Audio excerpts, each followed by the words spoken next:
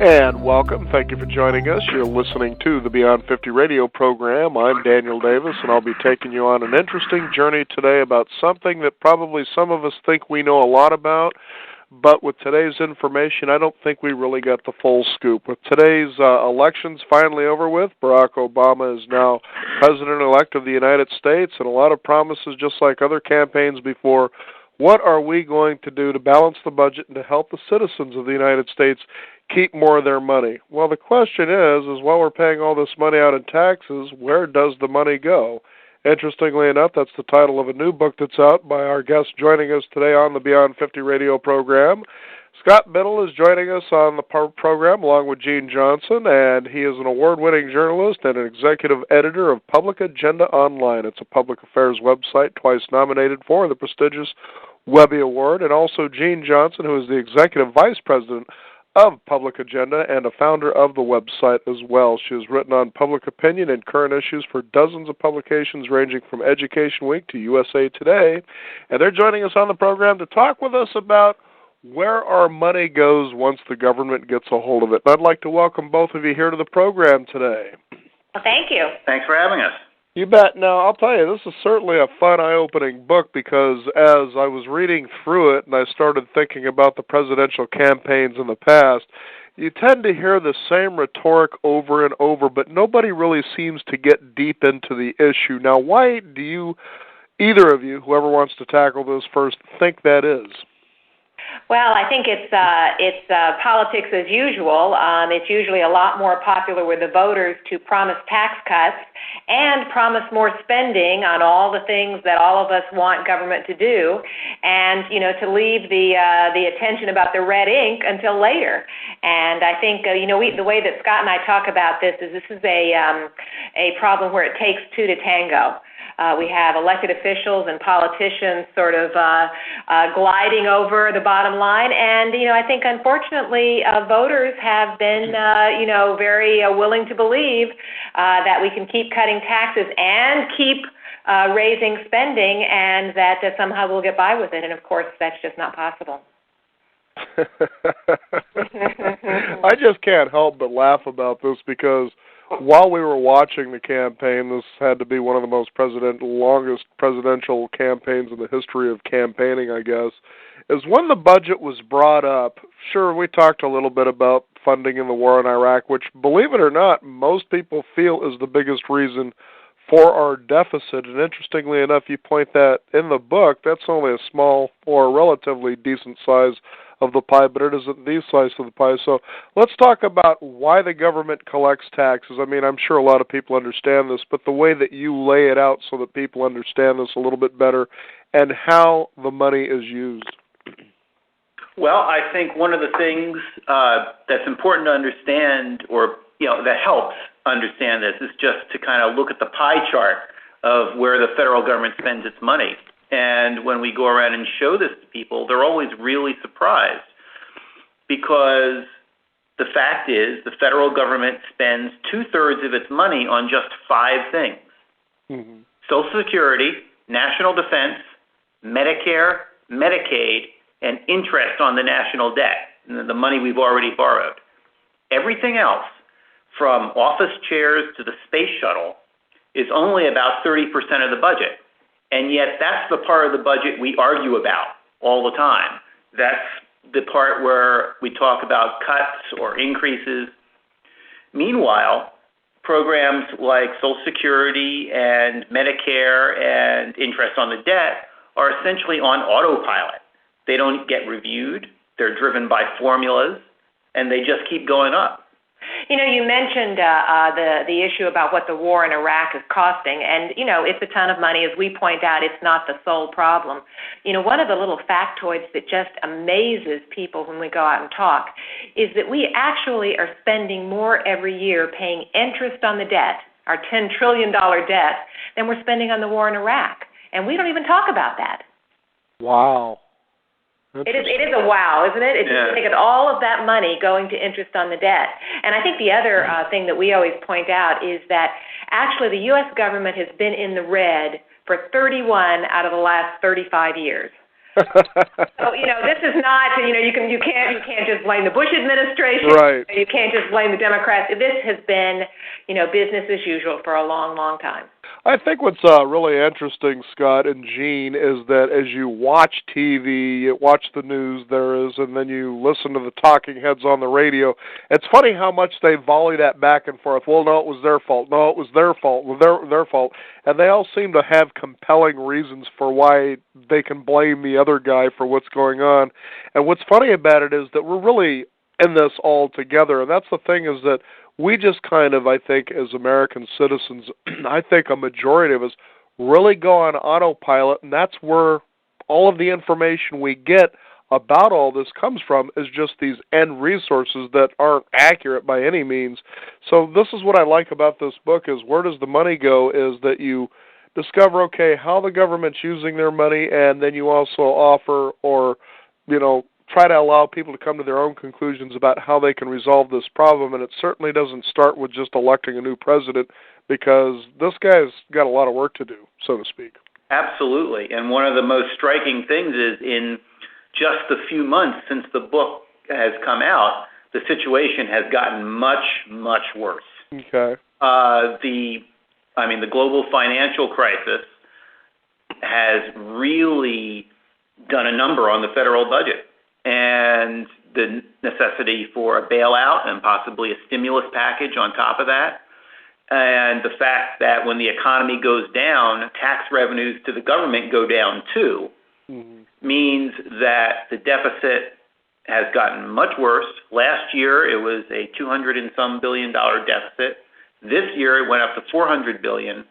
Next year, it could, if we get if all the brakes go against us, we could easily see a $1 trillion deficit. It's, the situation has gotten worse instead of better. I think the one, I'll be the Pollyanna, the one sort of bright spot here is that I think, when we do focus groups with typical Americans, they're shocked. They're upset. They don't like hearing that we're paying more in interest than we're paying for the war in Iraq. But, at some point, just a little bit of thinking about the problem, and a lot of Americans say, we don't want to dump this debt on our kids. We're all in this together, exactly as what you pointed out. We're going to have to compromise. None of us is going to get our way, but we really got to get ourselves, in business here and start getting our house in order. And I think if there's one thing that's happened is that the fact that these emergencies came up, and instead of being in good shape, the recessions, the emergencies come around, instead of being in good shape, we were already in the hole. Right. So we just had to add to it. And, in some ways, it's just like a family. If you spend more than you take in and you keep doing it and you keep doing it, you don't save for your retirement, an emergency comes along and it can really upend you.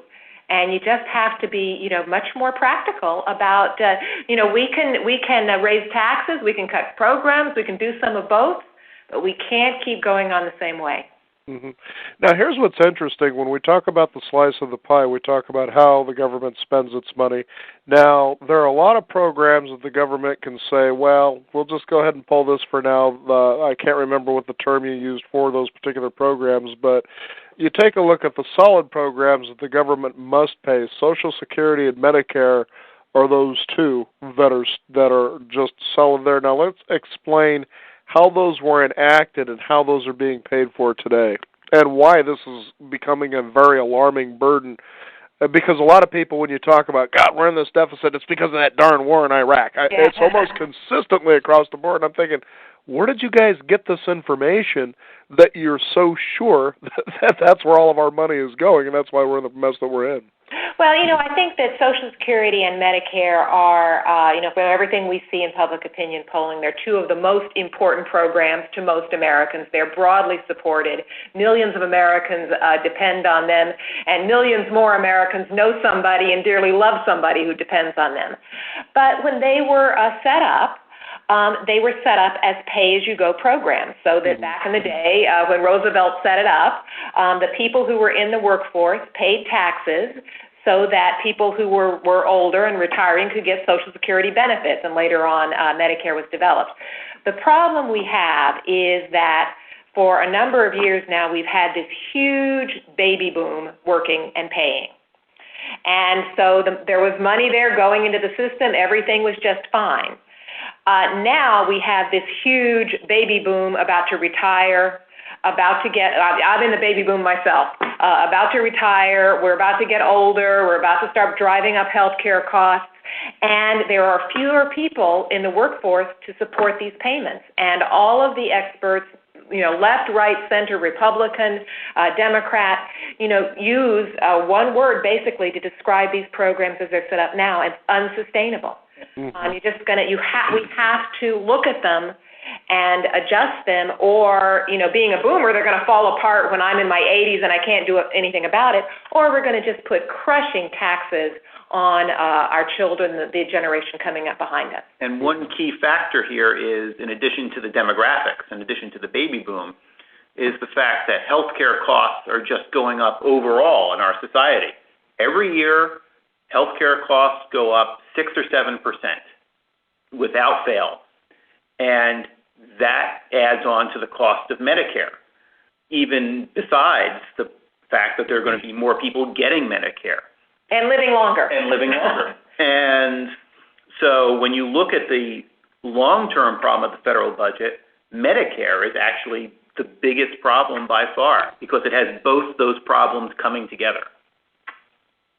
I think that's what's interesting, is that when you talk about Medicare, is that part of the election campaign promise, if you will, from Barack Obama was the fact that he was trying, or is wanting to find a universal way to cover everybody. But when you talk about the key issue, which is that medical expenses keep rising faster than even inflation, you wonder if there would be a way that we could implement a taxed government program that can kind of say, what is it with you guys that you keep running way past what people are able to do, and you realize that when it comes time that they do retire, that this is going to be one of the most important elements for their retirement for a lot of those who didn't plan or have any kind of private health care, that this is very necessary, but it's going to get to a point where these people are going to seem to be out on the street, without any kind of care whatsoever.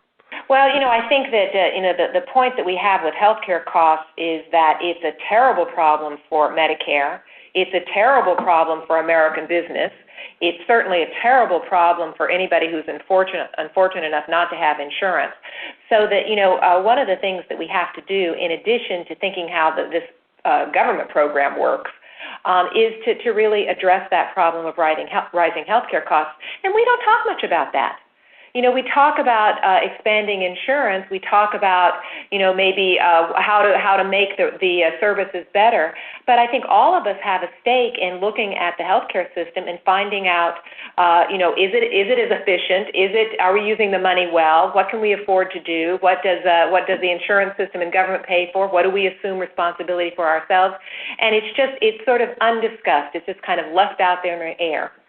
Okay. Now, you, in your book, you actually give some points about what we can do, I guess, to help Social Security be more solid on solid ground. I'd like to have you go ahead and address a couple of the key things that you talk about as possible solutions for this, what seems to be potential Social Security problem with the growing number of boomers who are about to retire.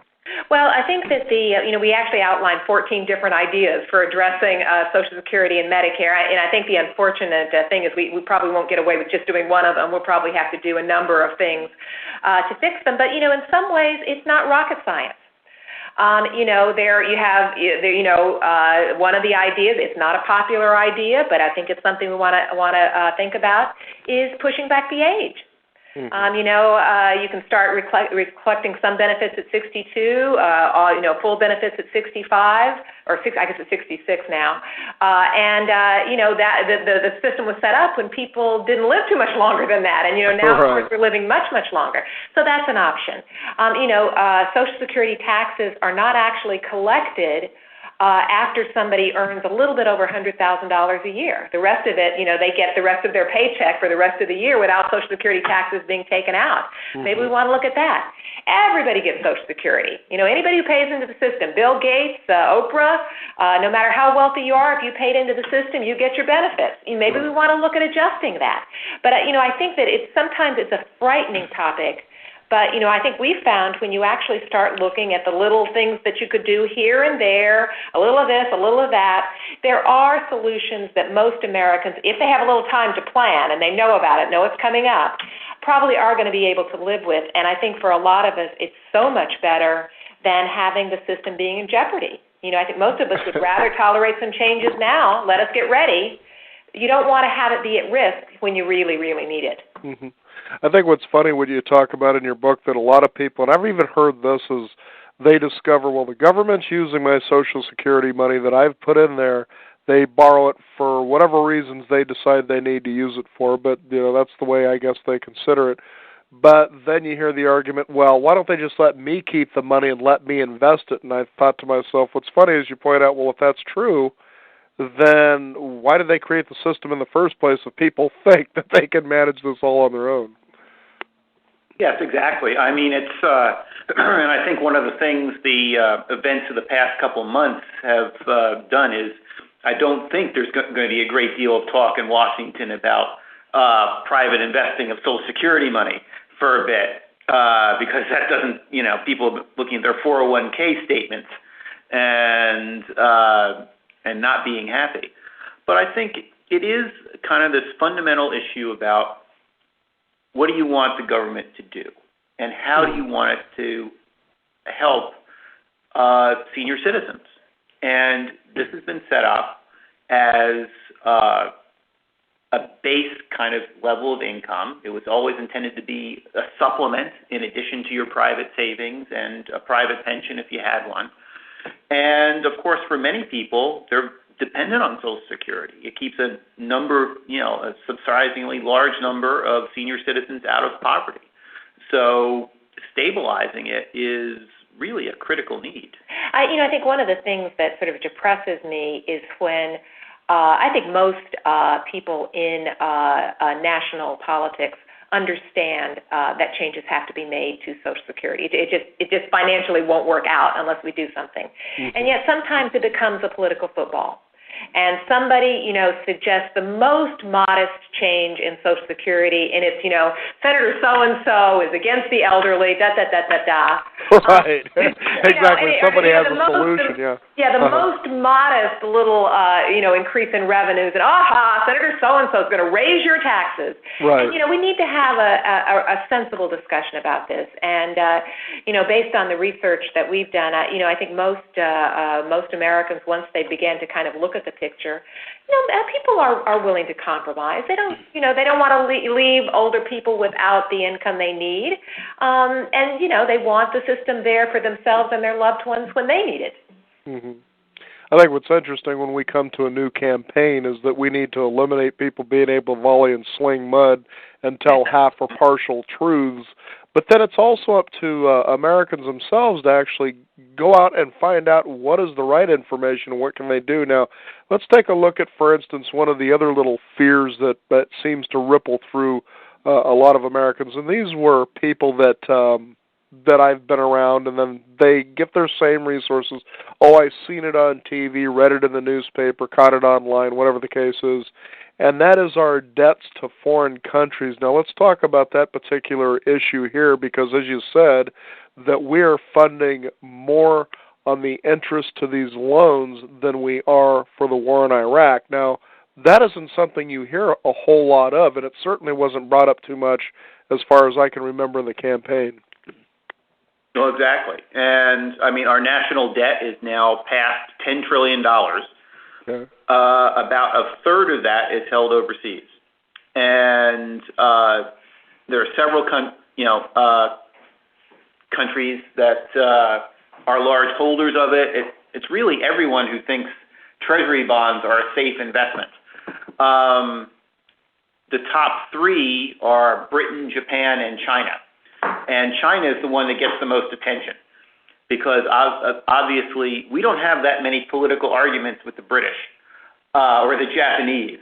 China, on the other hand, we have issues with. And they are basically using U.S. Treasury bonds as a safe place to park their money. At some point, of course, maybe something else will be a better investment. And then we're no longer able to borrow to finance our deficits. Essentially, foreign countries are underwriting the fact that we consistently spend more than we take in. And that only works as long as they think we're safe. And as we found out in the past couple of months, what's safe in this world can change very rapidly. Right. I think the second kind of concern that a lot of experts talk about is that, the United States, we want to be influential in the world, and it's very difficult to talk to other countries about their human rights records, about their environmental records, about when you owe them a lot of money.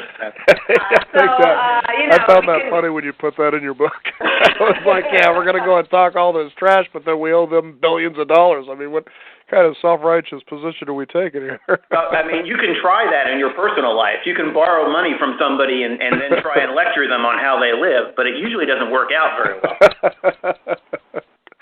Oh, that's too funny. Now, is there something to fear there, or let's take a look at possible solutions? Because, like I said, a lot of these countries who actually loan us money, if you do, they do it through buying up treasury bills, as you were talking about in the book. We go ahead and we use that, but we seem to be a good, safe bet for other countries. But what would it take that we can turn that around while maintaining positive relations with these countries? Well, I think as we like to emphasize, it's not entirely bad. In some ways, it's a compliment.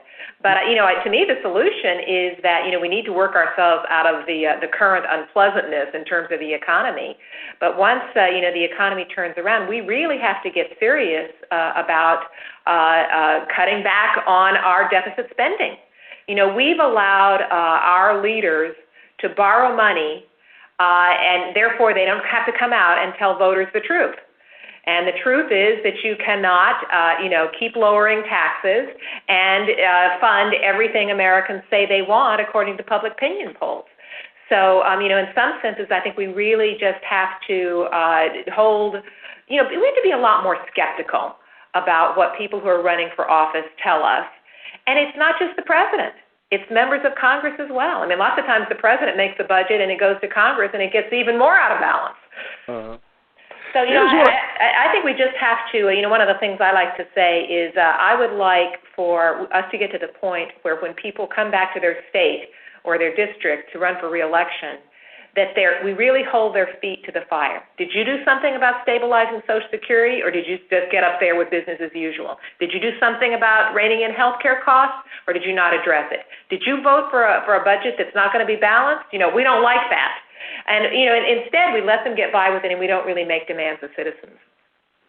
Yeah, now I think what's interesting, for those of you just tuning in, we're talking with Scott Biddle and Gene Johnson. They are authors of Where Does the Money Go? Your guided tour to the federal budget crisis. Now, just recently, within the last couple of months, with the big $700 billion bailout, I think what really ironed a lot of the American people wasn't so much that perhaps that did have to happen. It was that it was never put to a vote with our own money. They just decided, we're going to vote and we're going to decide to do this. And I think that if it had that opportunity to go to us, that we would have been given more information about why this is important to do, why it's possibly necessary, and then decide in our own conscience, should we go ahead and do this? But it seems to me that, and correct me if I'm wrong, that our leaders just constantly say, like it's, for instance, Chrysler all of a sudden needs a bailout. The big three need help. Now, these were companies that decided to go and push, expensive cars that were, environmentally unfriendly, while all the other competition was listening to the consumer, saying, we want cars that have more fuel efficiency, we want them to be a lot safer, and so Toyota, Honda, they all responded to this. And now all of a sudden here you have the big three in this financial record. They're saying, help us out, when they just decided not to listen in the first place. So you have to get to a point of how do we get control that if these people, our leaders, are deciding we're going to use your tax dollars to help these businesses that basically seem reckless, why can't that be put to an average Joe citizen vote rather than the leaders just collectively getting together and saying, we're going to decide to do this anyway? I mean, how do we go about changing that? Well, I think that goes to that's an excellent point. It goes to a very fundamental problem with our political system over the past few years. You can't go for years and years and have, frankly, a really terrible, almost feckless public conversation about our nation's finances, about how our business world runs, about the huge amounts of debt we're piling up both as a nation and as individuals, and then expect to turn around in an emergency and have a good conversation, a sane conversation, a logical conversation. And that's essentially the bind we were in this fall. An emergency arose. The government felt it had to act, but they hadn't laid any groundwork with the American people for making these kinds of decisions.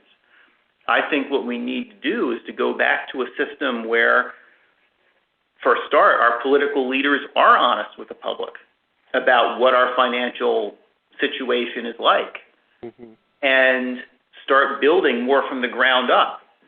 You can't have a great conversation and bring the public in on a complex issue in a week.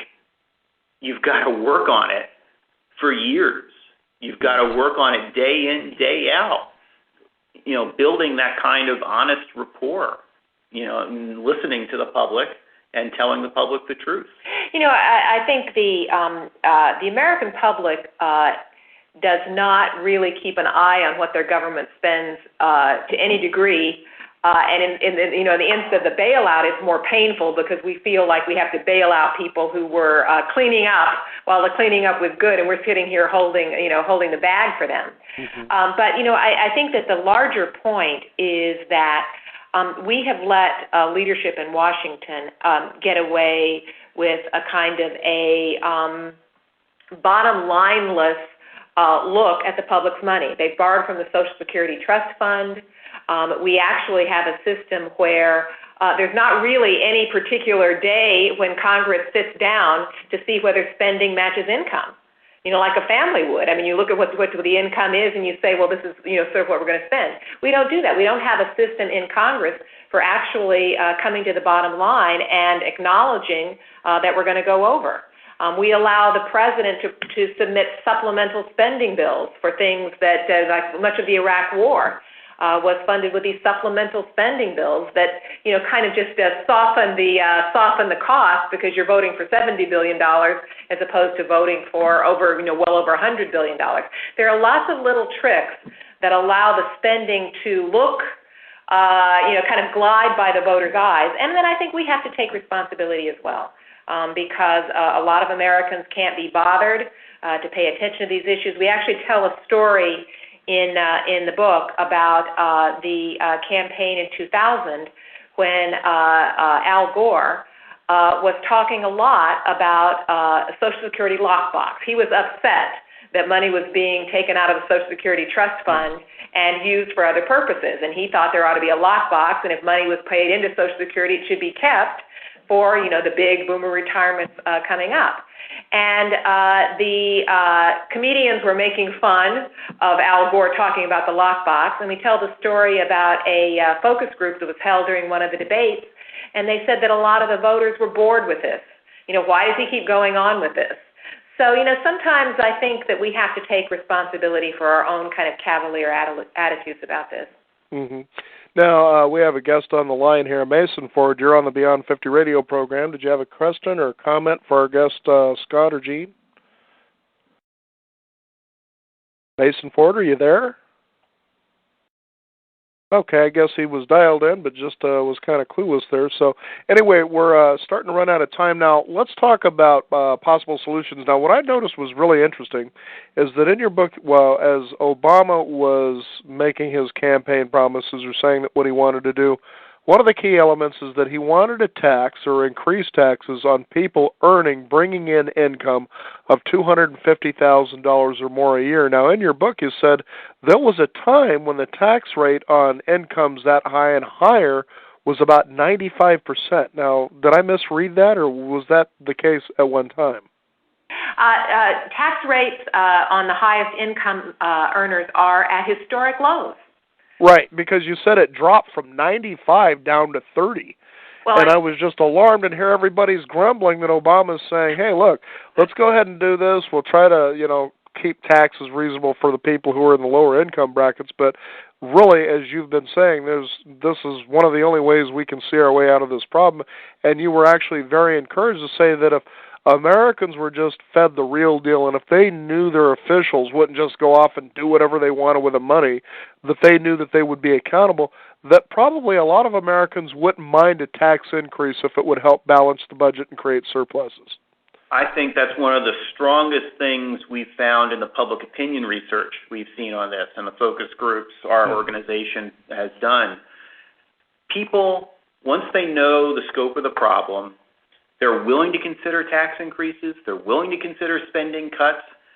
They're very reasonable. They're a classic American kind of hitch up your belt and get to work kind of attitude. Mm-hmm. But the real missing element is trust. They hear all these stories about waste and fraud and earmarks and reckless government spending, and they say, well, why should I sacrifice if the government's going to waste the money? And the government really does need to build up public trust that it will take this money and use it wisely.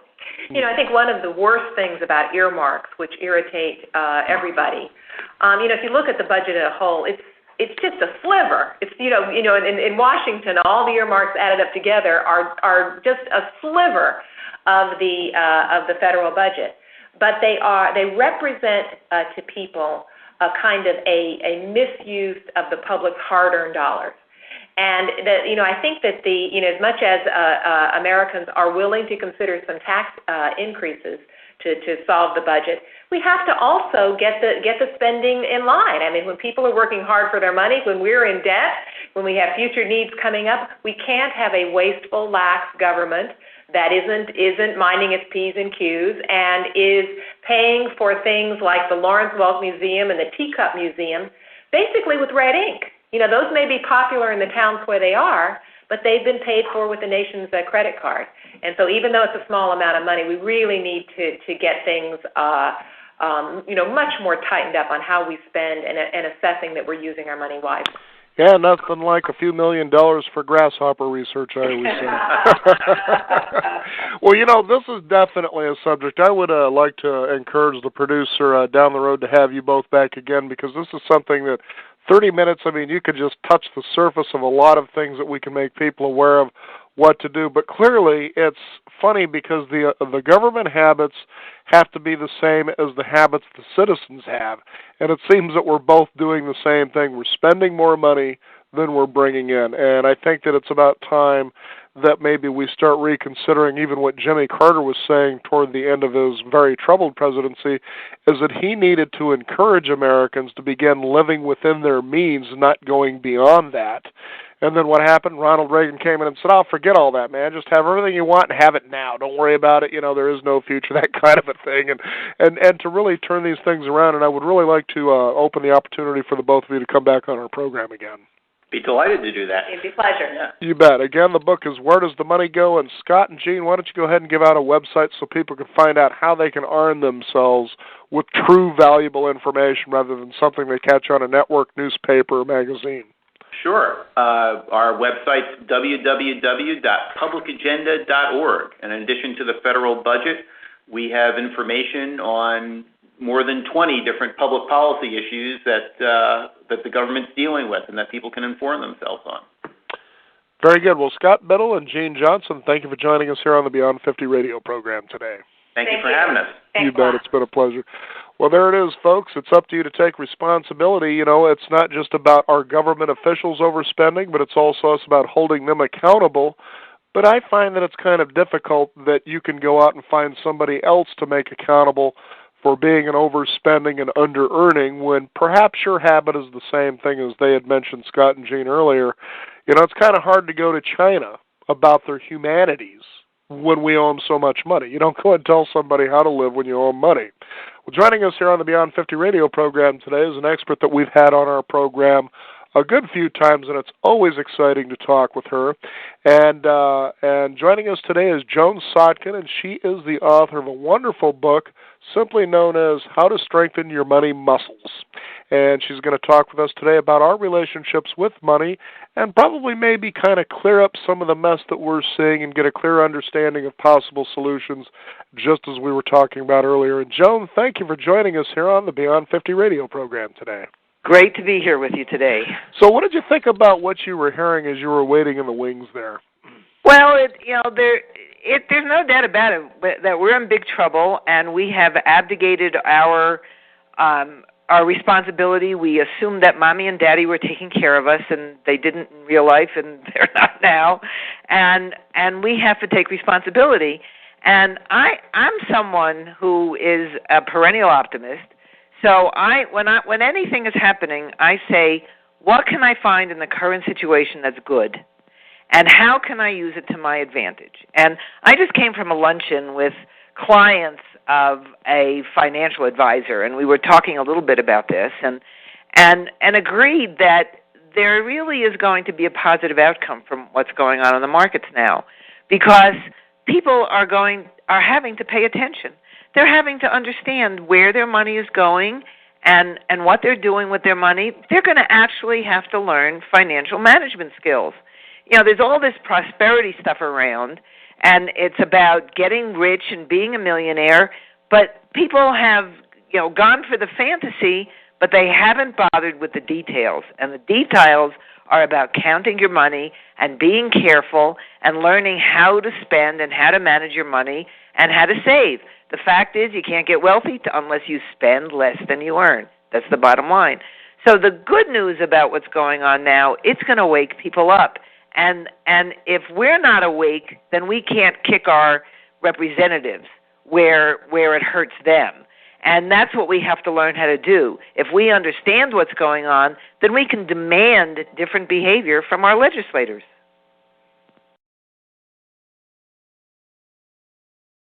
Hello?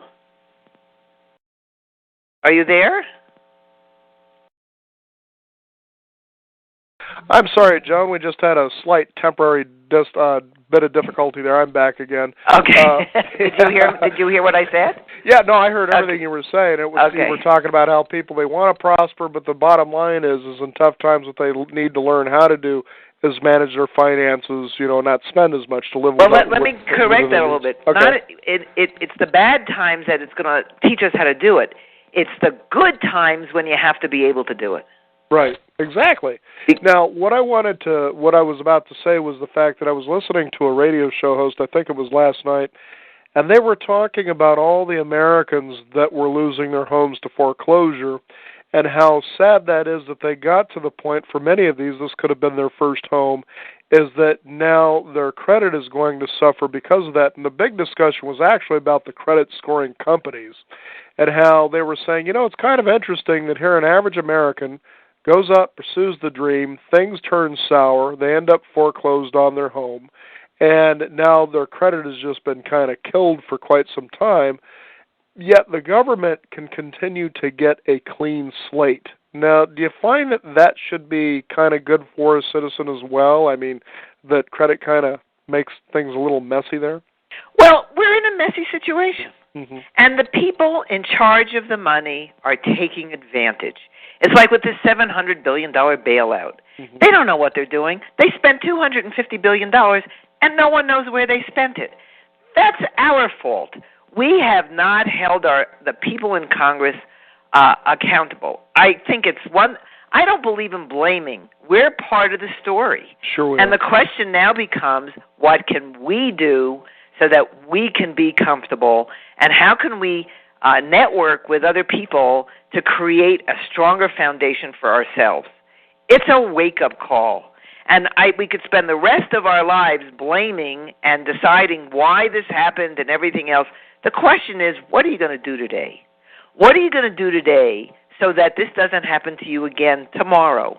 What action are you going to take to shore up your future? Mm-hmm. Well, that's the thing, too, is that people take a look at this and realize they're in a pinch, and it's everybody else's fault. But I take a look at a time like this, and boy, if people had actually saved and socked some money away for a rainy day, this is a perfect rainy day to be involved in. Right, and it's not everybody else's fault. Who went out and bought the flat screen TV on credit? Right. The government didn't do that. You did that. Right. And we all just bought into the fantasy and started spending as if it was going to go on forever. Now, it's true, they advertised to us. We bought into it. They're going to be advertising to us forever. Now they're all advertising the credit repair services. And people are going to buy into that.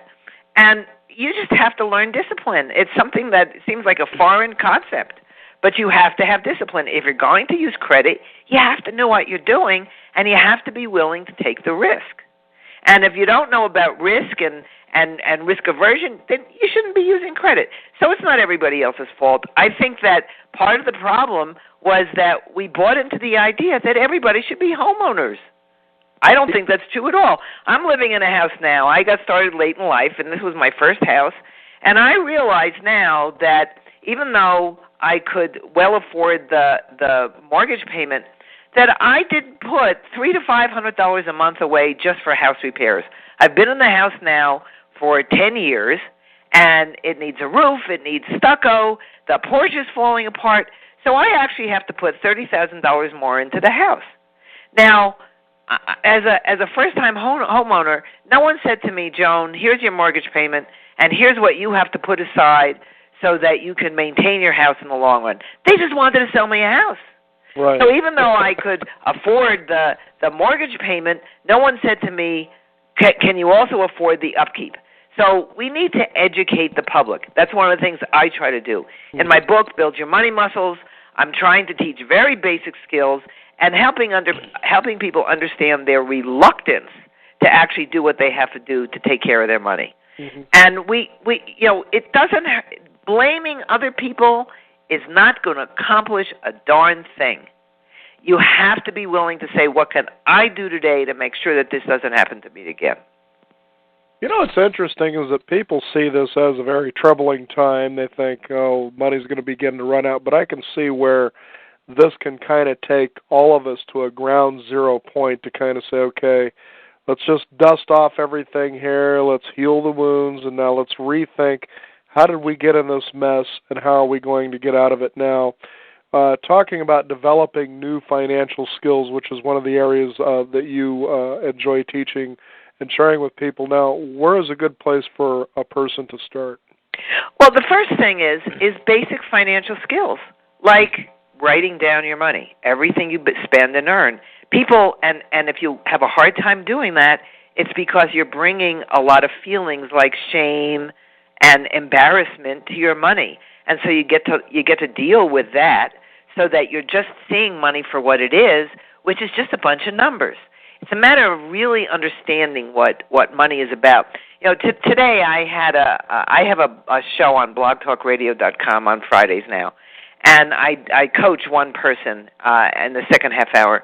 And today the woman's in terrible shape, and I said to her, well, what if the situation you're in today is actually for the best thing that could be happening to you? What could be going on that could work in your favor?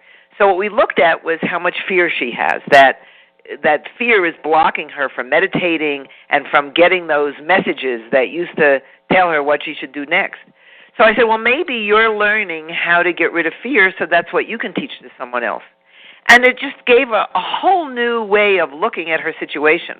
Mm-hmm. And so to everybody I say, what is it that you could learn today that could serve you in the future?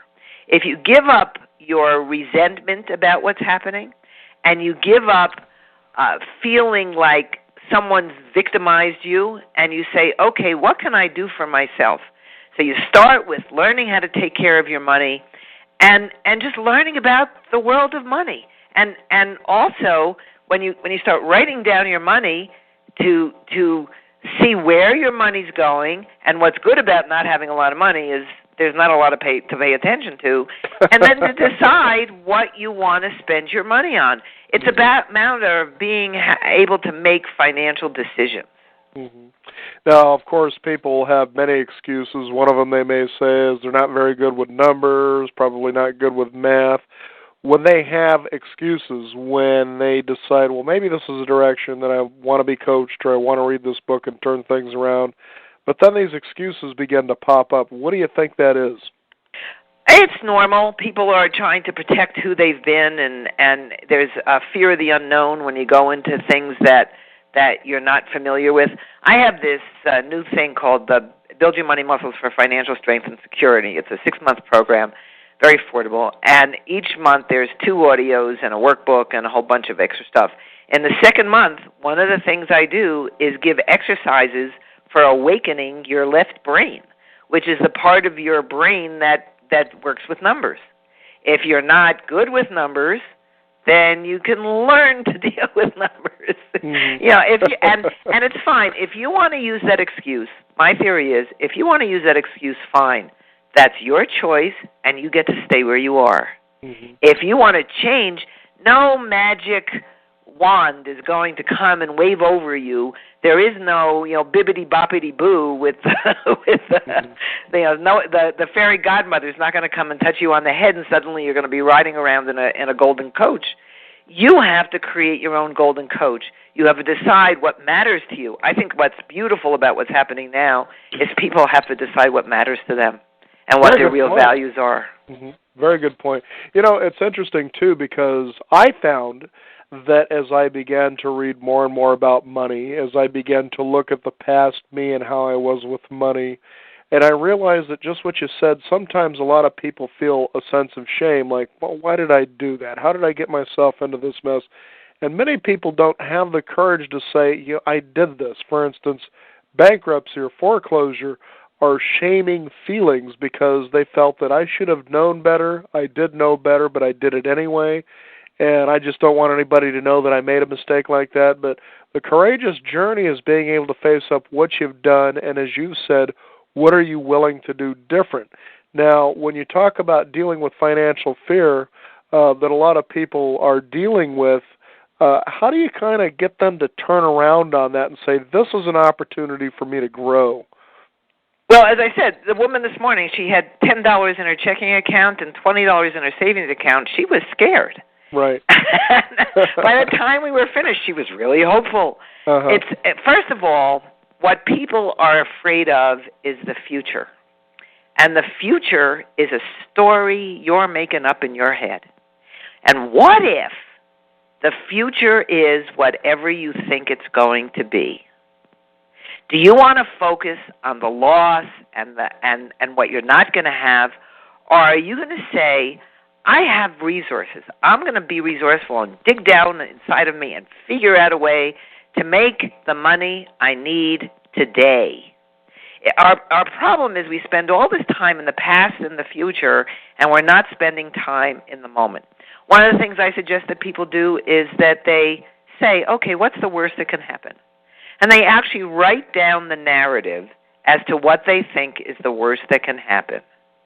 And then to say to themselves, has this sort of thing ever happened to me before? Like I'll say to people will say to me, I'm afraid of winding up on the street. And I'll say, and when was the last time you wound up on the street? and they'll say, oh, that's never happened to me before. So I say, then it's probably not going to happen to you again. It's not your habit. Now, I was on the street. I was homeless. But I never have that fear anymore because I'm not the person I was when I was on the street. When I had no resources and I was sick when people wind up on the street, it's because they don't know how to pick up a telephone and find help. Mm-hmm. So there are a lot of things you can do before you wind up on the street, and if you just get that out of your head and say, okay, what can I do today, and am I safe today? Do I have enough to eat? Do I have a roof over my head? am I okay today? No one's going to come and repossess your body. The worst that can happen is some of your things are going to go away. And if that's the worst that can happen, are you still going to move along in your life without those things? Of course you are. So it's a matter of stop worrying about the future because you're just making up that story. You know, Joan, that's an interesting point because I remember when things would get tough for me, I had times years ago where I was unemployed wondering, how am I going to pay all my bills, for instance? Not that I had an incredible amount of bills, but, how am I going to do this when I'm unemployed? And what gave me solace was actually to look back in my past and remember, as I was out of the military, little to no money, just a motorcycle, and that was about all I had. And I realized that from that point that I worked it out to get me to the point that I was, and I thought, well, gee, just as you said, well, if that's not your habit to be homeless, then don't think in the future you're going to be homeless. You're going to lose all these things, so what? Did you ever have a time in your life where you had nothing and started from zero and moved forward? Right. And when you can take a look at your past that way as you're addressing this future that you think of hopelessness, you can realize that it's just, as you said, it's just a story, and it can be different. It's just totally up to you. Now, one of the things you talk about is cleaning clutter. Yes. Now, how does this help? Well, first of all, it's hard to think straight when there's clutter all about you and your life is stuffed up. It's like having a stuffy nose, and you can't breathe. You got to get the stuff out of your nose. Well, you got to get the stuff out of your house. Could be a way of making some money if you've got anything of any value that's cluttering up the house. You've got to get rid of the things that remind you of bad times. And clutter just does nothing but stop up the energy flow. I mean, it's really, I can't believe how many people have as much clutter as they do. I know every time I totally clean off my desk, there's a sense of almost like fresh air coming into the room, like I get a new start. So there's no things that you have in your life now that probably can't be replaced. So get rid of all the extras. And if you have a hard time getting rid of the clutter, then there's an emotional issue there. Your fear of being alone and without resources is holding you back. And so it's got as much to do with the fear as it has to do with the clutter. And it's just as money is a terrific opportunity to look at your feeling habits, so is your clutter. And if you have to, get someone to do it with you so that you're not doing it alone and you're having other people help you make your decisions.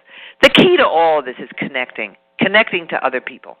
I'm putting together this audio from my 6-month program now about synchronicity and how things show up. It's like when you think back to when you were struggling and realized that you got out of it.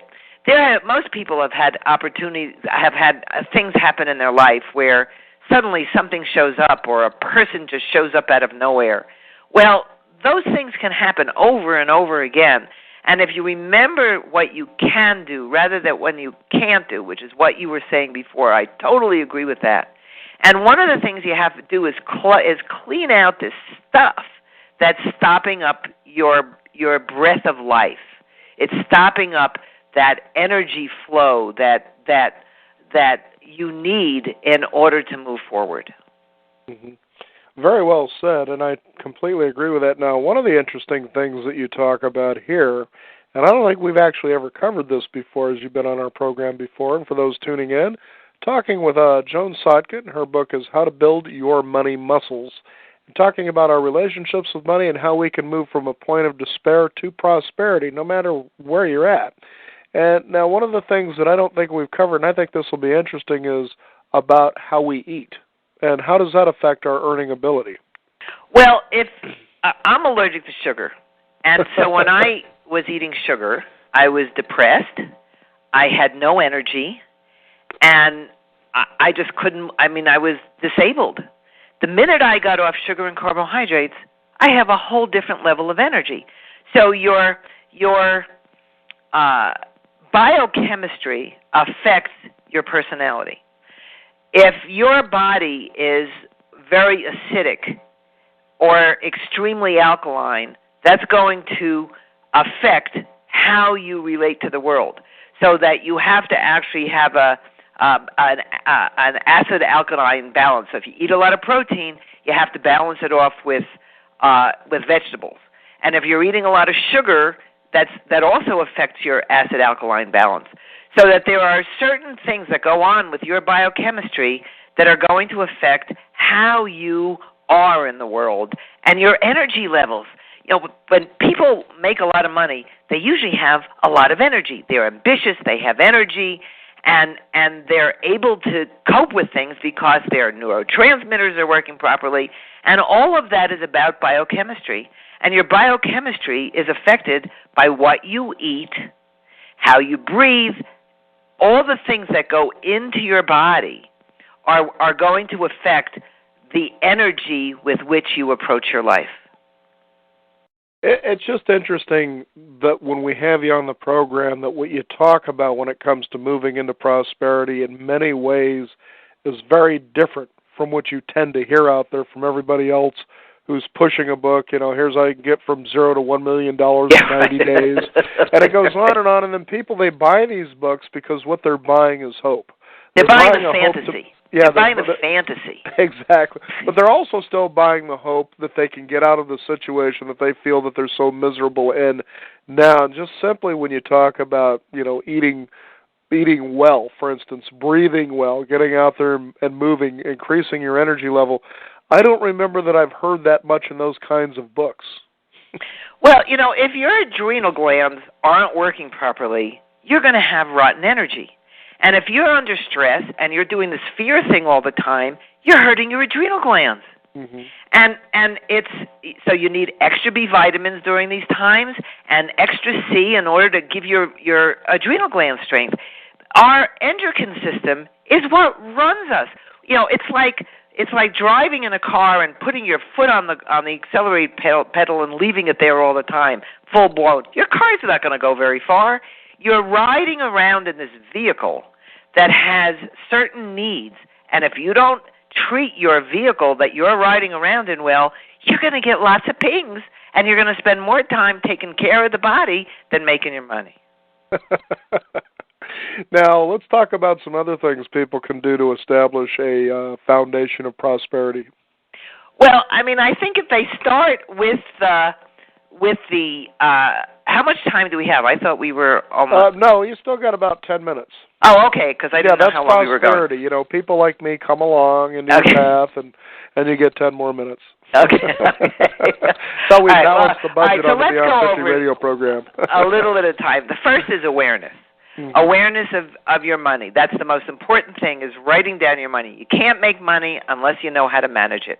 If you're not very good with numbers, then you need to activate your left brain, and some of the exercises for doing that include things like doing mathematical progressions, like start with the number 1 and add 3 and subtract 2, then add 3 and subtract 2, so that you're playing with numbers in your brain.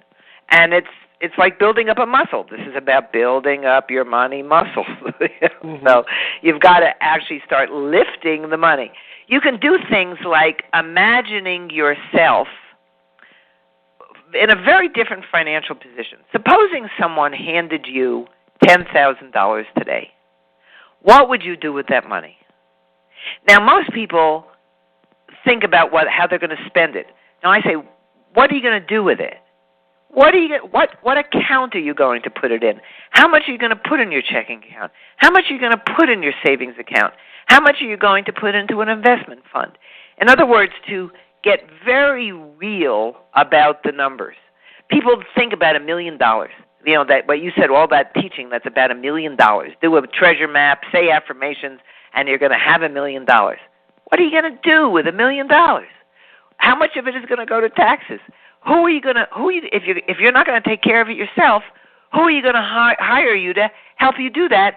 And what kind of questions do you know how to ask in order to hire the right person to take care of your money? So if you want to start thinking like a rich person, then you have to start thinking about money and taking care of it, not just about how you're going to spend it. That's really what people are saying when they say they want a lot of money. They want to buy a lot of toys.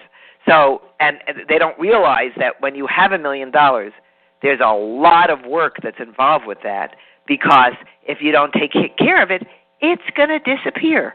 I have a client who actually inherited unexpectedly $1.5 million. Wow. And she said to me the other day, she said, I had no idea that $1.5 million is not a lot of money. And she's still having some of the same struggles that she had before she had the $1.5 million, because the struggle that you have is about who you are. It's got nothing to do with money. That's why in my book, Build Your Money Muscles, I talk a lot about what you can do to understand which feelings you're bringing to your money and how you're creating the financial situation in order to feel those feelings. You know, it's like the people who win the lottery and then within a couple of years it's gone, because they don't know how to feel wealthy. And it's actually a learned skill. So start reading the Wall Street Journal. Even if you just read the headlines, make yourself familiar with the markets. I usually I have two monitors, and I usually keep CNBC on one of the CNBC.com on one of the monitors to watch the market. And when I first started doing that, even though I didn't have a lot in the market, I would actually feel this fear. So I said, okay, my assignment is I want to be able to deal with money without fear. And I went about doing that. And now I'm able to look at the numbers and get past the numbers to see what's going on with the government and who's running the money. And there's so much information online. It doesn't have to cost you a penny to learn about money. And if you want to be prosperous, you have to know about money. You can't just say that some financial advisor is going to take care of you. So you say, what things can they do to get on the path to prosperity?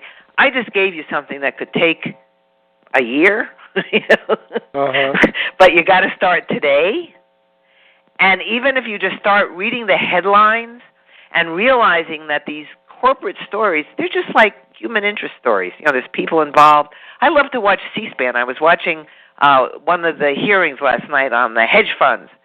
And you see who the people are behind it. And you get to learn their language. If you don't know the language of money, you're not going to be able to hang around with wealthy people, because that's part of what prosperity is about, is soaking yourself in the energy of prosperity. When I had no money, when I was homeless, I used to go shopping on Rodeo Drive in Los Angeles. I had one outfit of clothing that I had to wash out every night, right? I had nothing. And I would go into Hermes and all the fancy stores and behave as if I belonged there, and they would treat me as if I belonged there. They had no idea whether I was just some eccentric person, just they didn't know who I was. And so I was able to just act as if I belonged there and not go in there with any kind of shame. And that's part of being prosperous. Oh, Joan, I have a question for you. I'm one of the listeners. Hi. Hi. Yeah, what are some of the journals or anything that you read to get you started if you're just learning about this? Okay. If you don't want to, I think something like the Wall Street Journal or Money Magazine, and to be able to read it and realize that all these people are talking about their investments, you don't have any, you don't have to feel ashamed today. Just read the stories. To go on sites like CNBC.com and just read the headlines, or Yahoo Finance, or Fool.com, which is about investments. Just, kind of play around. There are personal finance blogs. There's a lot of choice, and here's where I believe in the synchronicity. Kind of go to the store where there's books and magazines and see what pops out at you. And go, okay, I'll start with that. Because it doesn't matter where you start. There's just such a choice out there now. And I'm sure there are dummy books on, personal finance for dummies. Just anything, just so that you're learning the language of the money world. Okay. Does that make sense? That sounds like joy, right? Yes. Yes. The other thing that I noticed, too, was that when you write things down, and I did that for a few months by someone's suggestion, I wrote down all of my expenses And after doing it for a while, I started noticing that I was spending less. Yes, that happens every single time. Why does that happen exactly? Because you're suddenly aware of what you're doing, and you get to the point where you'd rather have the money than the thing. Right? Yeah, that's true. You like having the money left over rather than just another thing. It's amazing what happens when you write your money down. But I noticed that you said, I used to write my money down. Yeah, I I got in the habit. It felt great, and then I slipped back into my old habits. And why do you think you did that? Why do you think you did that? I think it was because I just got tired of having to write everything down. Well, the thing is, if you're going to be prosperous, it's something you do like brushing your teeth. It doesn't go away. If you stop brushing your teeth, you lose your teeth. If you stop writing down your money, you lose your money. It's really very simple, okay? It's something you have to decide you're going to do, and it's just part of life. And one of the things, you said something very interesting. You said, I was writing my money down, and I felt really good, right? Mm-hmm. That feeling really good may have been unfamiliar to you. And you actually may have had a certain amount of disorientation because of it. In my book, I call that the moving stupids, where you're where you think you want to be, but you get really stupid because you get very disoriented. So you have to go through the disorientation of becoming a new person. Does that make sense?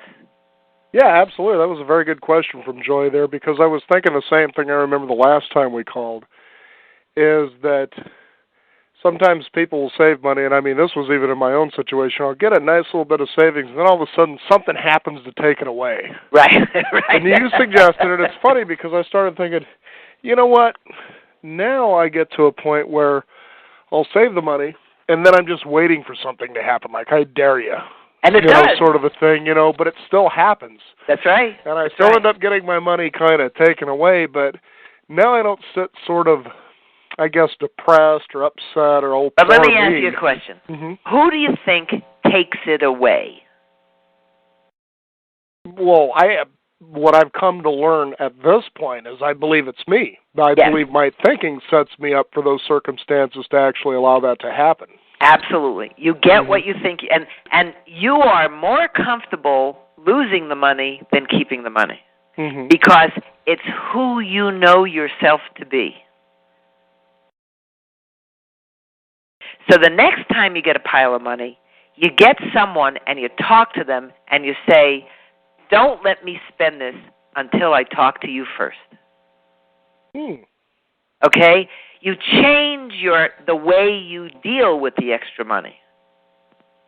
And you find out, and as the money's coming in, you pay attention to your uncomfortable feelings, which are bound to be there. If you say to someone who doesn't know this stuff, you say, gee, I have all this money coming in, I'm really uncomfortable, they're just going to say, gee, I wish I had that problem. Yeah, so you need isn't that true? You need to talk to someone like me who can say, I can really understand your disorientation and your confusion about having the money. It's very interesting that many very wealthy people have a lot of financial fear because they're as afraid of losing what they have as someone who doesn't have anything. The fear has nothing to do with the money. It has to do with your fear of dying. Actually, the bottom line is our fear of death. And once you begin to understand what these feelings in relationship to your money are, then you can deal with it on this whole different level. And, I mean, that's what my book, Build Your Money Muscles. It's a very short book, very easy to read, takes about 2 hours to read, and about a year to do. But it really helps you understand how to do it. I have a free discussion group on Facebook that people pay attention to, and now with this new program I have, we have weekly phone calls, because I think it's really hard to do this stuff alone.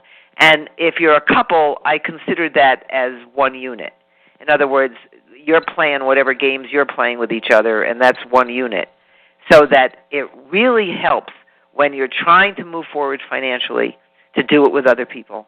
So to take the shame out of it. When people listen to my Blog Talk Radio show and I'm coaching people, they hear that these other people are doing exactly what they do too. There's nothing to be ashamed of. We just didn't know any better. Always interesting, and again, this is a time that a lot of people can actually face, as you would say, their fears, even if you've got the opportunity to blame, the financial markets who need this bailout. Pay attention to what you're thinking while you're saying these things, because you realize that it's directly all about you, even though you think it's about someone else. Right. And this is truly a time for us to change our financial direction. It isn't about being rich, it's about being prosperous, the freedom to be and do who you are. And that can be as little as $80,000, maybe even $50,000 for some people. It just depends on what your level of feeling prosperous is. And, Joan, it's always a pleasure to have you on our program. Go ahead and give out a website that people can find out more about you and how they can get on track to prosperity.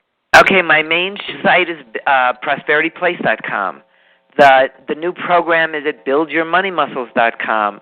You can find me on Facebook, Joan Sotkin, and you can find me on Twitter, Joan Sotkin. I love Facebook and Twitter. I now Twitter almost every day. Yeah, very good. Well, Joan, it's been a pleasure to have you on our program today. Thanks again. And thanks so much for having me. I look forward to talking to you again. You bet. Joan Sotkin, and the book is Build Your Money Muscles, and be sure to take a look at that, because it's really it's an interesting way to look at why you're not as prosperous as you would like to be. And believe me, money it's definitely one of those emotional things, and certainly help you get there on the right track.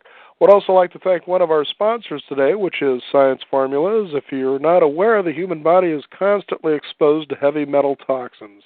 These are toxins that stay in your body and that directly lead to an endless array of neurological and physical problems, some of them very catastrophic.